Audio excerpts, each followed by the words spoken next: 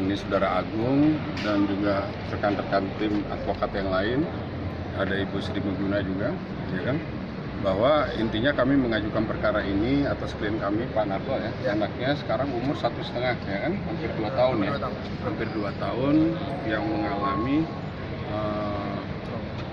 trauma terhadap dilakukan oleh rumah sakit dan dokter yang diindikasi awal itu penyakit hernia. Ternyata setelah dioperasi dan beliau menyaksikan langsung diangkat, ternyata bukan, salah diagnosa, dimasukkan lagi. Nah, itu mengalami kejadian yang sangat traumatik bagi anak dan bagi keluarga juga. Kok pelayanannya demikian, kok kenapa diagnosanya sudah yakin hernia, kok dilakukan operasi? Seharusnya dia melakukan operasi atau kalau tidak ada alat dirujuk. Nah, maka ini dengan perkara ini, sebelum perkara ini kami juga sudah melakukan mediasi tentunya ke rumah sakit, tetapi mereka katakan masih melakukan prinsip-prinsip etik kedokteran. Tetapi fakta kita alami dengan anak beliau tidak. Nah, itu yang maka kita ajukan gugatan ini dengan perkara 295 PDTG 2022. Begitu. Sudah berapa kali sidang nih? Ini sidang pertama diawali dengan mediasi. Kami sudah mediasi, ditawarkan oleh rumah sakit juga. Dan kami berterima kasih juga di rumah sakit telah menawarkan bahwa akan merawat seluruhnya sampai sehat.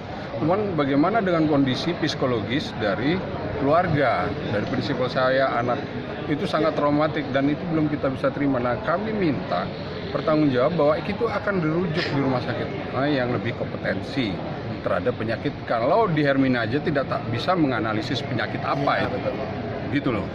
Nah, bagaimana bisa keluarga menyerahkan ke rumah sakit Hermina, termasuk alat yang ada, ya kan? Betul. Mungkin Bang Agung bisa menambahkan ini. Ya. Mungkin penambahan aja, bahwasannya memang penawaran dari pihak rumah sakit itu klien kami si Samsul ini, Ahmad Samsul ini akan dirawat di sana kemarin waktu mediasi. Mereka siap untuk merawat di sana. Cuma bertentangan dengan kejadian awal. Mereka itu pernah mengatakan bahwa di sana itu alatnya tidak ada. Nah, analisa medisnya itu tidak tepat sehingga ketika mengambil tindakan itu pun tidak tepat gitu, sehingga begitu dioperasi menurut dari keterangan orang tua menurut Pak Narto bahwa hal tersebut sangat merugikan ketika dioperasi, dibongkar, terus kemudian ditunjukkan kepada Pak Narto dalamannya, terus kemudian ditutup kembali.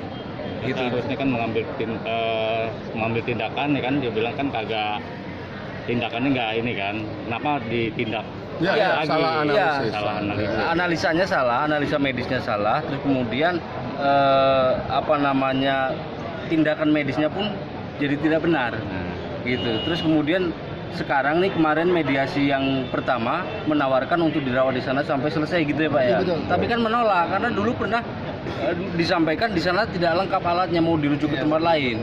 Tapi kondisi anak ini sudah mengalami trauma yang sangat luar biasa, baik fisik maupun psikologisnya. Gitu loh. Fisiknya ya bekas operasi tersebut kan.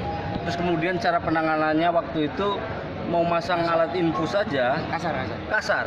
Itu anak sekecil itu 1,4 tahun dipegang 4 orang ya, 6 orang, dan itu dipaksa kemudian seperti semacam mau diintimidasi dan lain sebagainya sehingga traumanya sangat luar biasa. Mungkin itu aja.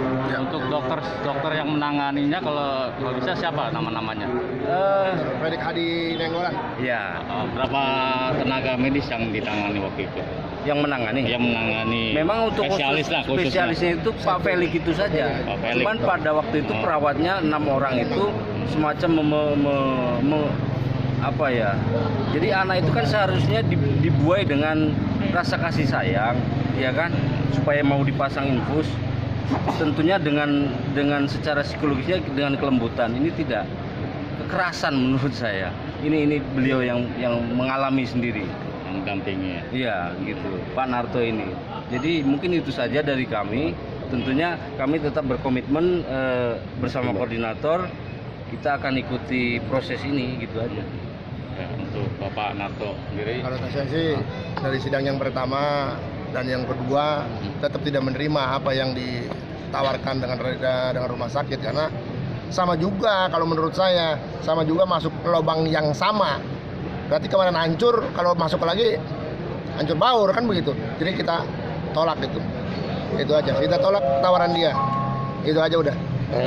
Penata tindakan Pembuluh Utara, ada kata rumah sakit ini belum memberikan keputusan yang ada adanya untuk Panata sendiri bagaimana?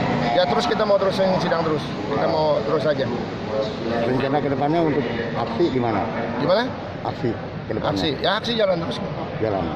Jadi untuk sidang yang hari ini tadi keputusannya Oh ya, hari ini sebenarnya pembacaan gugatan, namun dari kami tentu ada perbaikan gugatan.